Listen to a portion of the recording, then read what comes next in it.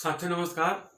आपके अपने channel SKG new knowledge में स्वागत है। एक नई जानकारी के साथ में मैं हूं शिव कुमार साहू और आज हम देखेंगे कक्षा 10वीं की अध्याय 3 एक चर वाले द्विघात समीकरण। एक चर का द्विघात समीकरण क्या होता है, उसके मूल क्या होते हैं, इसको कैसे हल किया जाता है। तो आइए दोस्तों वीडियो शुरू करते हैं।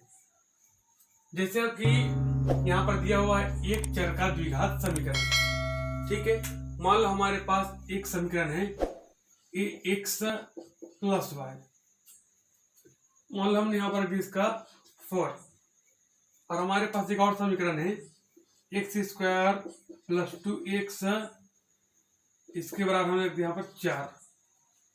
ठीक है, अब दोनों समीकरण में आप तुलना करके देखिए। आप क्या देख पा रहे हैं, यहाँ पर जो पहला समीकरण है इसमें दो चर है, एक्स और वाई अलग अलग। तो इसको हम क्या करेंगे, एक चर का समीकरण नहीं बन सकते। यहाँ पर दो चर है तो दो चर का होगा।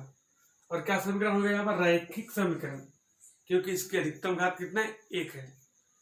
लेकिन दूसरे वाले जो यहाँ पर समीकरण दिया है इसमें आप देखेंगे, इसमें एक्स और वाई पर कहीं पर नहीं दिया है, बस एक शब्द दिया है, अर्थात केवल एक ही चर है और इसकी अधिकतम घात कितना है, 2 है। ठीक है, द्विघात अर्थात दो घात।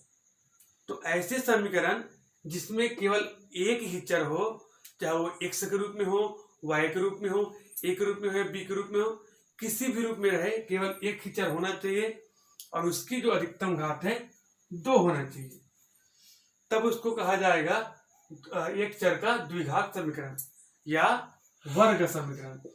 इसी क्या बोलते हैं, और वर्ग समीकरण भी कहा जाता है।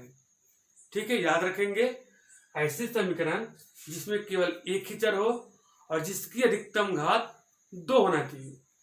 यदि हम यहाँ पर एक और समीकरण लिखते हैं, x घात 3 धन 2x का स्क्वायर धन 3x इक्वल टू 0। तो यहाँ पर हम देख पा रहे चर तो केवल एक है, लेकिन अधिकतम घात कितना हो गया, 3 हो गया। तो इसको हम द्विघात समीकरण या वर्ग समीकरण नहीं कह सकते। ठीक है, तो द्विघात समीकरण के लिए एक चर होना चाहिए और उसका अधिकतम घात 2 होना चाहिए, तब हम उसको बोलेंगे एक चर का द्विघात समीकरण या फिर वर्ग समीकरण। दोनों एक ही है, चाहे आप द्विघात समीकरण बोलो चाहे वर्ग समीकरण बोलो।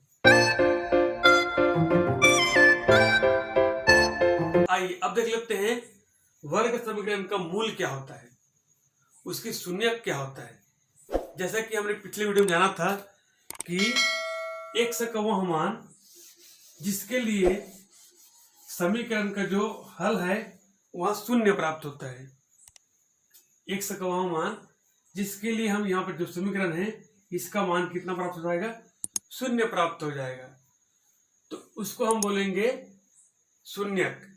अब शून्यक कैसे याद करते हैं, माना कि x इसको हम हल करते, मान लीजिए यहाँ आता है x माइनस 2 और x माइनस 1, यहाँ भी इस प्रकार से प्राप्त होता है।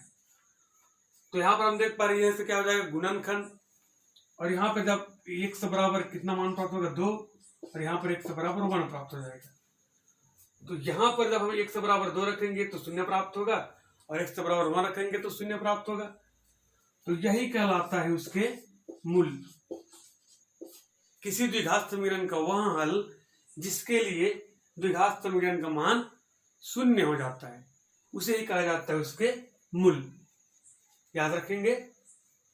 आइए आपके प्रश्नावली में जो सवाल दिया उसको हम देखते हैं और उसे पहचानते हैं कि कौन सा वर्ग समीकरण है और उसका मूल क्या होंगे। तो आइए दोस्तों, आपके जो अध्याय 3 है प्रश्नावली 1, उसके प्रश्न यहाँ पर हमने कुछ लिख दिया है। अब हम देखते हैं इसमें से वर्ग समीकरण क्या है, इसको हमको पहचानना है। जैसे कि पहला में दिया है x का square plus 3x minus 2 is equal to 0।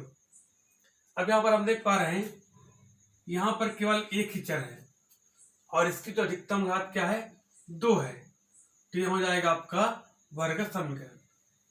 ठीक है, क्या हम दूसरा में जाते हैं तो यहाँ पर हम देख पा रहे हैं x का square plus 1x equal to 1। तो यहाँ पर हम देख पा रहे हैं कि इसके जो चर है केवल एक है, लेकिन अधिकतम घात क्या 2 ही आएगा? यदि हम इसको हल करें तो यहाँ पर यदि हम बटे 1 के रूप में करें और दोनों को यदि हम जोड़े तो उसका अधिकतम घात जो है 3 आएगा। जैसे कि x की स्क्वायर है अपॉन 1 प्लस 1 अपॉन x है। इसको यदि हम हल करें तो सबसे पहले इसका हम लघुत्तम निकालेंगे, यहाँ पर x हो जाएगा।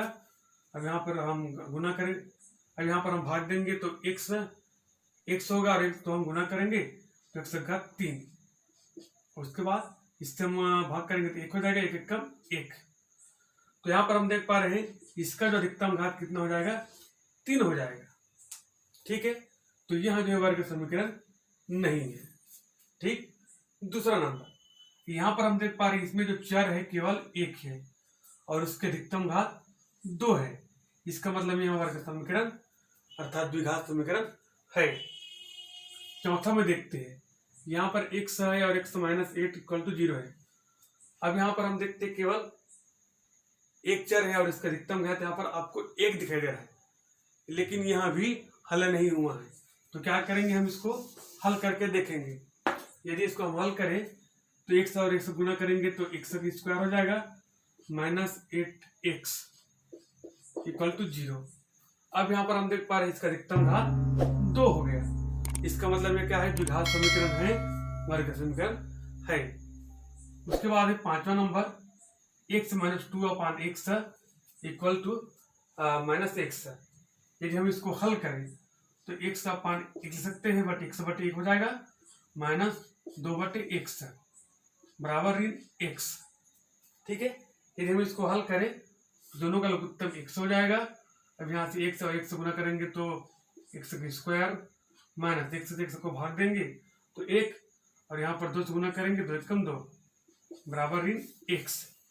ठीक है, अब इसको हम पक्षांतर करेंगे, 3 गुना हो जाएगा तो इसके साथ में कितना हो जाएगा? यहाँ पर इधर हो जाएगा x का वर्ग ऋण 2 और इसके साथ हम गुना करेंगे बराबर माइनस x स्क्वायर। अब यहाँ पर जो समीकरण दिया है हम यहाँ पर देख पा रहे हैं 2 चर दिया है और दोनों जो है एक ही चर है और इसका अधिकतम घात जो है 2 है। ठीक है, इसका मतलब यहाँ वर्ग समीकरण है। उसी प्रकार से 6वां नंबर देख पा रहे हैं, यहाँ पर केवल एक ही चर दिया है और इसका अधिकतम घात 1 है, तो यहाँ जो है वर्ग समीकरण नहीं है। उसके बाद 7वां नंबर में दिया है x plus y equal to 10। यहाँ पर हम देख पा रहे हैं चर जो है 2 है। ठीक है, तो यहाँ जो है 2 चरों का रैखिक समीकरण है। इस प्रकार से आपके जो प्रश्नावली में दिए सवाल है उसमें से आप द्विघात समीकरण अर्थात वर्ग समीकरण को पहचान लेंगे और उसके बाद जो उसके जो मूल है उसको हल करने का प्रयास करेंगे।